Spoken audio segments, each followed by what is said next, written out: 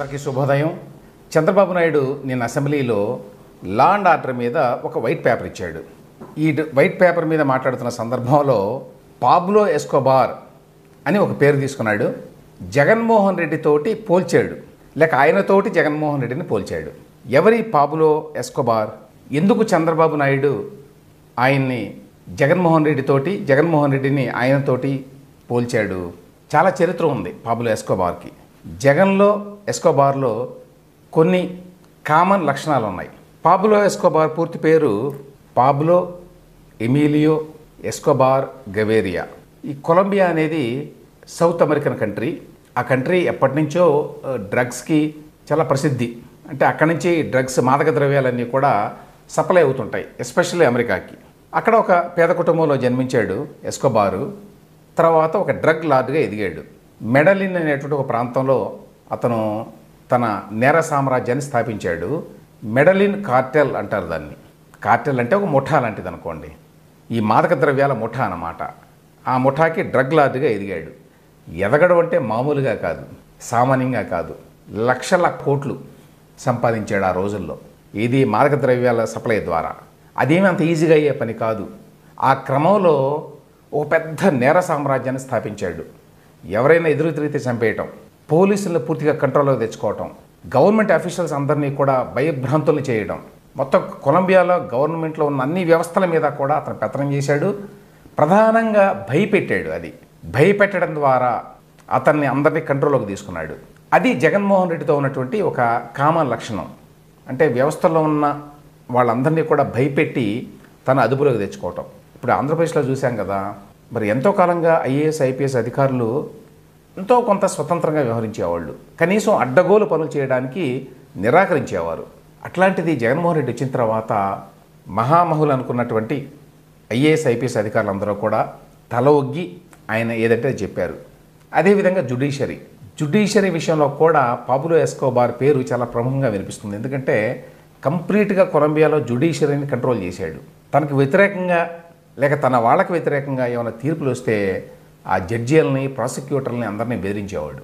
అతను ఏ స్థాయిలో డబ్బు సంపాదించాడు అంటే, ఒక దశలోనట ఎంత క్యాష్ వచ్చి పడేదంటే అతనికి, ఎస్పెషల్లీ కాలిఫోర్నియా, ఫ్లోరిడా ఇట్లాంటి ఆ బోర్డర్ రాష్ట్రాలకి సప్లై చేసేవాళ్ళు. కొకెయిన్ కింగ్ అంటారు పాబ్లో ఎస్కోబార్ని. ఎంత డబ్బు వచ్చి పడేదంటే వాటిని లెక్కేయడానికి పెద్ద పెద్ద మిషన్లు తీసుకొచ్చి పెట్టేవాళ్ళు. దానికి అవి డజన్ల కొద్దీ మనుషులను పెట్టేవాళ్ళట వాటిని కౌంట్ చేయడానికి. అది మిషన్ల ద్వారా. ఒక దశలో ఒక లెక్క ఏమిటంటే ఏనాడు ఇది 70వ 80వ దశకాలు. ఎందుకంటే అతను 93లో అనుకుంటాను అతను చంపేశారు. సో 70-80 దశకాల్లో అతని హవా నడిచింది. ఆ టైంలో రోజు వచ్చేటువంటి డబ్బుని లెక్కబెట్టి వాటిని కట్టలు కట్టాలి కదా. $1,00,000 ఒక కట్ట కట్టాలి. ఆ విధంగా కట్టలు కట్టడానికి, రబ్బర్ బ్యాండ్లు కొనడానికి అప్పట్లో ప్రతిరోజు మన కరెన్సీలో ఇప్పటి విలువలో 10 లక్షల రూపాయలు అయ్యేదట. 10 లక్షల రూపాయలు ఓన్లీ ఆ రబ్బర్ బ్యాండ్లు కొనుగోలు చేసేవాళ్ళు ప్రతిరోజు. ఎందుకు? కట్టలు కట్టడానికి వచ్చిన డబ్బుని. అంత క్యాష్ రూపంలో వస్తుంది కదా. ఆ స్థాయిలో అతను అప్పట్లో $30 బిలియన్ డబ్బును సంపాదించాడని ఒక అంచనా. ఇవాళ అది ఒక $80-90 బిలియన్ ఉంటుంది. ఈ విషయంలో కూడా జగన్మోహన్ రెడ్డితో పోలికొంది. అంటే విపరీతంగా డబ్బు సంపాదించాలి అని ఒక మేనియాతోటి చేశాడు అతను కూడా చిన్నప్పుడు అంటే పేదరికంలో ఉన్నాడు. అందువల్ల బహుశా ఆ కోరిక చాలా ఎక్కువ ఉండేది. బాగా డబ్బు సంపాదించాలి, ఇంకా సంపాదించాలి అని. ఆ విధంగా అంతులేని సంపద ఉండేది. అతనికి ఎంత డబ్బు ఉందో అతనికే తెలియదు ఒక దశలో. జగన్మోహన్ రెడ్డి పరిస్థితి కూడా అదే. 2004కు ముందు వైఎస్ రాజశేఖర రెడ్డి చాలా ఇబ్బందులు పడ్డారు ఆర్థికంగా. అంతకుముందు ఆయన మరి చాలాసార్లు ఎమ్మెల్యేగా గెలిచాడు. అతని కుటుంబం మరీ అంత పేదరికంలో ఉన్న కుటుంబం కాదు వైఎస్ రాజశేఖర రెడ్డిది. అయినా కూడా రాజకీయాలకు వచ్చిన తర్వాత ఒక స్థాయిలో డబ్బు లేకపోతే మెయింటైన్ చేయడం చాలా కష్టం. అందులో ఆయన చాలా ఫ్యాక్షన్ లీడర్గా ప్రసిద్ధి చెందిన వ్యక్తి రాజశేఖర రెడ్డి. అంటే చాలామందిని మెయింటైన్ చేయాలి, తను ఒక్కడికే కాదు, తన వాళ్ళకు కూడా అతను మరి చూసుకోవాలని. ఆ దశలో 2004 వచ్చే నాటికి అన్ని రకాలుగా ఇబ్బందుల్లో ఉన్నాడు ఆర్థికంగా. బహుశా అది చూసిన తర్వాత జగన్మోహన్ రెడ్డికి అంతులేని డబ్బు సంపాదిస్తే కానీ మనం నిలదొక్కుకోలేం అనేటువంటి ఒక అభిప్రాయం ఏర్పడి 2004లో ఎప్పుడైతే వైఎస్ రాజశేఖర రెడ్డి అధికారంలోకి వచ్చాడో ఆనాటి నుంచి రెండు చేతులతోటి ఎడాపెడా సంపాదించేశాడు. గతంలో ఎన్నడూ లేని విధంగా ఏ రాజకీయ నాయకుడు ఏ రాజకీయ పార్టీ చేయని విధంగా చేశాడు అతను కాంగ్రెస్లో ఉండగానే. ఇక ఆ తర్వాత సొంత పార్టీ పెట్టుకున్న తర్వాత ఇంకా అడ్డే ఉంటుంది. అందులో 2019-24 మధ్యకాలంలో కూడా డబ్బు సంపాదన మీద చాలా దృష్టి పెట్టి ఆ లిక్కరు ఇసుక ఇవన్నీ భయానకంగా సంపాదించారు. అందులో గతంలో ఉన్న డబ్బు కాకుండా గతంలోనే అంతులేని డబ్బు ఉందని చెప్తారు. ఎందుకంటే అనేక కంపెనీల్లో వాటాలు తీసుకున్నాడు ఆయన, అనేక చోట్ల భూములు తీసుకున్నాడు, ఎప్పుడూ వాళ్ళ నాన్న ముఖ్యమంత్రిగా ఉండగానే. సో ఆ రకంగా అంతులేని డబ్బు అప్పటికే ఉంది. ఆ విషయంలో కూడా పాబ్లో ఎస్కోబార్కి జగన్మోహన్ రెడ్డికి చాలా పోలికలు ఉన్నాయి. తర్వాత వ్యాపారం ఒక స్థాయికి వచ్చిన తర్వాత విపరీతంగా అతను సంపాదన మొదలుపెట్టిన తర్వాత అతని నేర సామ్రాజ్యం విస్తరించిన తర్వాత న్యాచురల్గానే కొలంబియన్ గవర్నమెంటు అతని మీద దృష్టి పెట్టి అతను అణిచేయాలని చాలా విశ్వ ప్రయత్నం చేసింది. అయితే వాళ్ళ ప్రయత్నాలని అతను తన క్రిమినల్ యాటిట్యూడ్ తోటి ఎదుర్కొన్నాడు. అంటే ఎవరైతే గవర్నమెంట్లో తనకి వ్యతిరేకంగా మాట్లాడుతున్నారో వాళ్ళని టార్గెట్ చేయటం, వాళ్ళని అసాసినేట్ చేయించటం, అంటే ప్రెసిడెన్షియల్ క్యాండిడేట్స్ని కూడా హత్య చేయించాడు అతను. ఏదో చిన్న చిన్న వ్యక్తులు కాదు, ఆ దేశ రాష్ట్రపతి, అక్కడ ప్రెసిడెన్షియల్ ఫార్మ్ ఆఫ్ గవర్నమెంట్ ఉంది, మనకు ప్రధానమంత్రిలాగా అక్కడ రాష్ట్రపతి ఉంటారు. ఆ రాష్ట్రపతి ఎన్నికల్లో నిలబడిన వాళ్ళు తనకు వ్యతిరేకం అనుకుంటే వాళ్ళని చంపేశాడు. ఆ తర్వాత పోలీసు అధికారులు కూడా కింద నుంచి పై వరకు అందరినీ తన గుప్పిట్లో పెట్టుకున్నాడు. కాదు అన్న వాళ్ళని కిరాతకంగా చంపేశారు, మామూలుగా కాదు.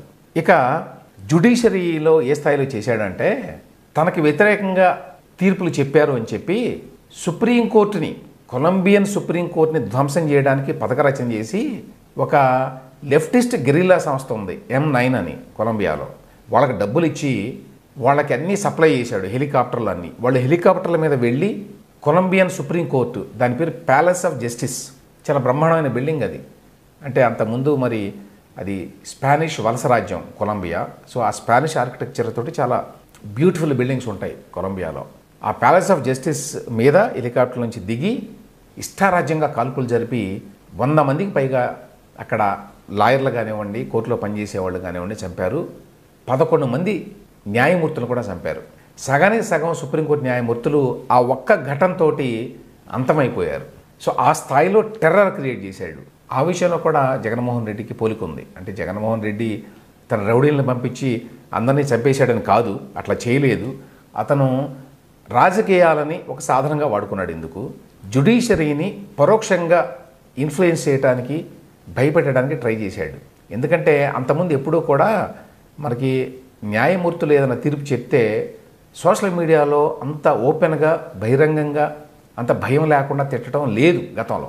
అప్పటి నుంచే మొదలైంది. 2020లో అనుకుంటాను, అమరావతి విషయంలో కేసులో ఇచ్చిన తీర్పు తర్వాత పీభత్స భయానకంగా తిట్టారు న్యాయమూర్తుల్ని, హైకోర్టు న్యాయమూర్తుల్ని.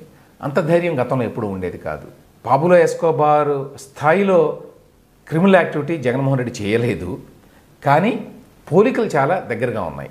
ఒక దశలో ఏమైందంటే అతని మీద మిలిటరీ ఆపరేషన్ చేశారు కొలంబియన్ గవర్నమెంట్. దీనికి తోడు అమెరికా నుంచి కూడా ఒత్తిడి ఎక్కువైంది. అమెరికా వాళ్ళు ఏంటి, ఇతను చేసేటువంటి ఈ డ్రగ్ వ్యాపారం వల్ల తమ దేశంలోకి పెద్ద ఎత్తున డ్రగ్స్ వచ్చి మొత్తం సర్వనాశనం అయిపోతుంది దేశం అని చెప్పి వాళ్ళు చాలా ఒత్తిడి పెంచారు. పెంచడమే కాదు, ఎక్స్ట్రాడిషన్ ట్రీటీ ఒకటి చేసుకున్నారు కొలంబియాతోటి. అంటే ఏంటి, పాబ్లో ఎస్కోబార్ లాంటి వాళ్ళని ఎవరినైనా కూడా పట్టుకుంటే అక్కడ గవర్నమెంట్ వాళ్ళని యునైటెడ్ స్టేట్స్ గవర్నమెంట్కి అప్పచెప్పాలి. ఎందుకంటే ఆ దేశానికి వ్యతిరేకంగా కూడా కొన్ని నేరాలు చేశారనే ఆరోపణలు కనుక ఉంటే ఆ దేశంలో, ఆ దేశానికి పంపిస్తే వాళ్ళు అక్కడ విచారించి శిక్ష వేస్తారు ముందు. ఆ శిక్ష అనుభవించిన తర్వాతే మళ్ళీ కొలంబియాకి రావాలి, ఒకవేళ మిగిలింటే టైము. అది ఎక్స్ట్రాడిషన్ ట్రీటీ అన్నమాట. అది చేసుకున్నది కొలంబియా ప్రభుత్వం.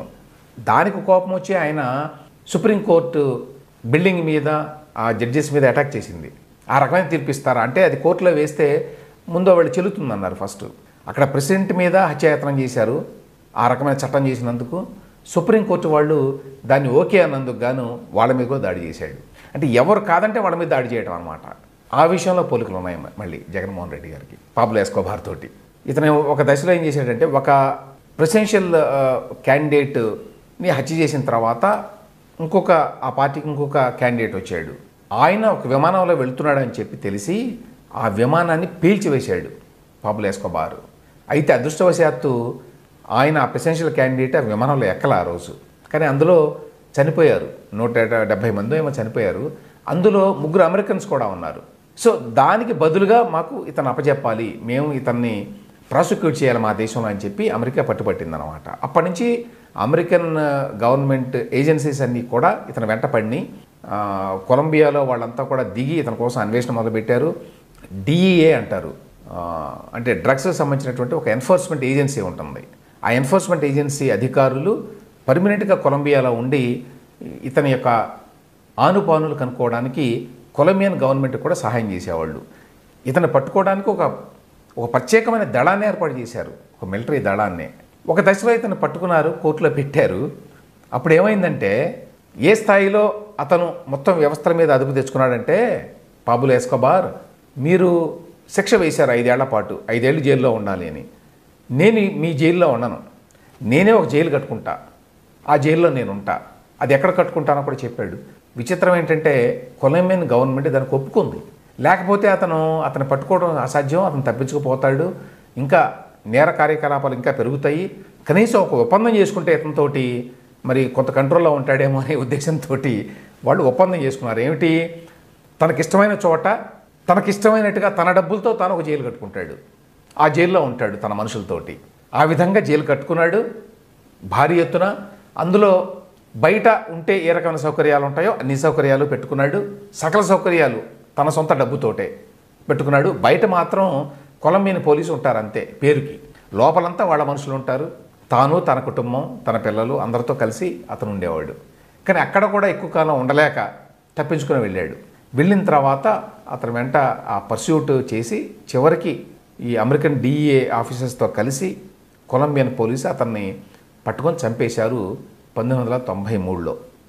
ఎస్కోబార్ అంటే ఒక లెజెండ్గా తర్వాత పేరు వచ్చింది. ఒక క్రిమినల్ లార్డ్ కింద ఏ విధంగా ఒక మొత్తం వ్యవస్థని, ఒక దేశాన్ని గడగడలాడించవచ్చు అని చెప్పడానికి ఉదాహరణగా పాబ్లో ఎస్కోబార్ని చెప్తారు అప్పటికి ఇప్పటికీ. అతని మీద డజన్ల కొద్దీ టెలివిజన్ సీరియల్స్, పుస్తకాలు, సినిమాలు వచ్చినాయి. చాలామంది బహుశా నెట్ఫ్లిక్స్లో నార్కోస్ అని ఒక సిరీస్ ఉంది, ఆ సిరీస్ చూసుంటారు. అది అమెరికన్ సిరీసు. దాంతోపాటు యాక్చువల్గా మీకు కొలంబియన్ టెలివిజన్ సిరీస్ కూడా ఉంటాయి. చాలా బ్రహ్మాండమైన సిరీసు, మొత్తం కళ్ళకు కట్టినట్టుగా చూపిస్తారు ఏ స్థాయిలో ఒక వ్యవస్థని ఒక వ్యక్తి కంట్రోల్ చేయొచ్చని. ఇక్కడ ఇంకొక గమ్మత్తైన పోలిక ఏమిటంటే జగన్మోహన్ రెడ్డికి, పాబ్లో ఎస్కోబార్కి ఒకటి క్రిమినల్ యాక్టివిటీలో, క్రిమినల్ మనస్తత్వంలో, 2 అంతులేని డబ్బు సంపాదనలో, 3 అన్ని వ్యవస్థల్లో కూడా క్రిమినల్ ఎలిమెంట్ని చొప్పించడంలో, 4 అన్ని వ్యవస్థల్ని బెదిరించడం ద్వారా కంట్రోల్ చేయడంలో, తర్వాత వీళ్ళు వాళ్ళు అని లేకుండా ఎవరినైనా సరే. పాబ్లో ఎస్కోబార్ అయితేనేమో పెద్ద ఎత్తున హత్యలు చేయించాడు, జగన్మోహన్ రెడ్డి ఆ విధంగా హత్యలు చేయించాడు అని చెప్పలేం. కానీ అన్ని వ్యవస్థల్లో ఉన్నటువంటి వ్యక్తుల్ని, ముఖ్యమైన వ్యక్తుల్ని అతను తన గుప్పిట్లోకి తీసుకోగలిగాడు. అంటే భయాన్ని చొప్పించడం ద్వారా, ఫియర్ అన్నమాట, ఫియర్ ఫ్యాక్టర్ అనేదాన్ని బాగా క్రియేట్ చేయగలిగాడు జగన్మోహన్ రెడ్డి. దాంతోపాటు ఇంకొక పోలిక ఏమిటంటే పాబ్లో ఎస్కోబార్కి రాబిన్హుడ్ ఇమేజ్ ఉండేది. రాబిన్హుడ్ అనేది చాలామంది వినుంటారు, అంటే డబ్బులు ఉన్న వాళ్ళ దగ్గర కొట్టేసి పేదవాళ్ళకి పంచడం అన్నమాట. జగన్మోహన్ రెడ్డి చూడండి, అధికారంలోకి వచ్చిన తర్వాత చాలా అరాచకాలు చేసిన ఎవరికి మరి డబ్బులు సంపాదించుకునేటువంటి అవకాశాలు లేకుండా తాను తన చుట్టూ ఉన్న వాళ్ళకి మాత్రమే అవకాశాలు కల్పించడం అనేది ఏదైతే ఉందో అది పాబ్లో ఎస్కోబార్ చేసేవాడు. తన చుట్టూ ఉన్నవాళ్ళు మాత్రం ఎక్కడైనా అంత అడ్డగోలుగైనా డబ్బులు సంపాదించవచ్చు. మామూలు ప్రజలకు అవకాశం ఉండదు ఒకటి, కానీ అదే టైంలో మామూలు పేదల కోసం అతను డబ్బు వెదజల్లేవాడు. మెడలిన్ అనేటువంటి ప్లేసు అతను ఎక్కడైతే ఉంటాడో ఆ ప్లేసులో అందరూ కూడా పాబ్లో ఎస్కోబార్ అభిమానులు. ఎందుకంటే అతను ఎవరొచ్చి అడిగినా డబ్బులు ఇస్తాడు, కట్టలు డబ్బులు ఇచ్చేవాడు. అక్కడ ఏ వ్యవస్థలు, ఏ సంస్థలు ఏమున్నా సరే స్థానికంగా ఆ ప్రాంతంలో వాళ్ళందరికీ సాయం చేయడానికి అతను ఎప్పుడూ వెనుకాడేవాడు కాదు. ఆ కారణం చేత నిజానికి ఎస్కోబార్ చాలా కాలం తప్పించుకోగలిగాడు కూడా. అతన్ని ఎంత పట్టుకోవడానికి ట్రై చేసినా పట్టుకోలేకపోయారు. జగన్మోహన్ రెడ్డి కూడా అధికారంలోకి వచ్చిన తర్వాత పేదల కోసం ఉచితాలు అని చెప్పి కొన్ని కార్యక్రమాలు పెట్టి వాటి వరకు మాత్రం సక్రమంగా అందించడానికి ప్రయత్నించాడు, అందులో సందేహం లేదు. ఆ షీల్డ్ తోటి, ఆ కవర్ తోటి అతను అరాచకాలు చేశాడు. ఎస్కోబార్ కూడా అంతే. ఒకవైపున రాబిన్హుడ్ ఇమేజ్ ఉంటుంది, ఇంకో వైపున అడ్డగోలుగా జనాన్ని చంపటం, ఈ డ్రగ్స్ వ్యాపారం చేయటం, వ్యవస్థలన్నింటినీ గుప్పిట్లో తీసుకోవటం, ఇవన్నీ చేశాడు. ఎస్కోబార్ కూడా రాజకీయాలకు వెళ్ళాడు. ఒక దశలో అతను మన ఎంపీలాగా అక్కడ ఎంపీ అయ్యాడు, అక్కడ పార్లమెంట్లో. వాళ్ళు కాంగ్రెస్ అంటారు దాన్ని. అయితే ఇతన్ని డిస్క్వాలిఫై చేశారు తర్వాత ఇతనుకున్న నేర చరిత్ర కారణంగా. ఇక్కడ జగన్మోహన్ రెడ్డి గారికి కూడా నేర చరిత్ర ఉన్నది, కోర్టులో కేసులు ఉన్నాయి, కానీ డిస్క్వాలిఫై అయితే చేయలా ఇంకా. అంటే ఆ విషయంలో మనకంటే కొలంబియాలోనే కొంచెం ఫాస్ట్గా న్యాయ వ్యవస్థ, శాసన వ్యవస్థ పనిచేసినాయి. అక్కడ మరి అతను చంపుతాడని తెలిసి కూడా చాలామంది అతనికి ఎదురుగా నిలబడి పోరాడారు. చాలామంది అతను జర్నలిస్టులను కిడ్నాప్ చేశాడు, పత్రికాధిపతులను చంపేశాడు, మిలిటరీ అఫీషియల్స్ని చంపేశాడు, పోలీస్ అఫీషియల్స్కి గడగడలాడించాడు, పాలిటీషియన్స్ అయితే అతని పేరు చెప్తే భయపడేట్టు చేశాడు. అయినా కూడా చాలామంది పాలిటీషియన్లు, చాలామంది పోలీస్ అఫీషియల్స్, చాలామంది జర్నలిస్టులు అతనికి వ్యతిరేకంగా చాలా పెద్ద పోరాటమే చేశారు. దురదృష్టవశాత్తు ఆ విధంగా జరగల ఆంధ్రప్రదేశ్లో. కానీ ప్రజలే చివరికి జగన్మోహన్ రెడ్డి గారిని ఓడించారనుకోండి ఎన్నికల్లో. పాబ్లో ఎస్కోబార్ స్థాయిలో నేరాలు చేశాడు జగన్మోహన్ రెడ్డి అని అంటే అది అన్యాయం. కానీ పాబ్లో ఎస్కోబార్కి జగన్మోహన్ రెడ్డికి చాలా పోలికలు ఉన్నాయి, ఆ ఎలిమెంట్స్ అన్నీ జగన్మోహన్ రెడ్డి గారిలో ఉన్నాయి అని చెప్పడంలో మాత్రం ఎటువంటి సందేహం లేదు.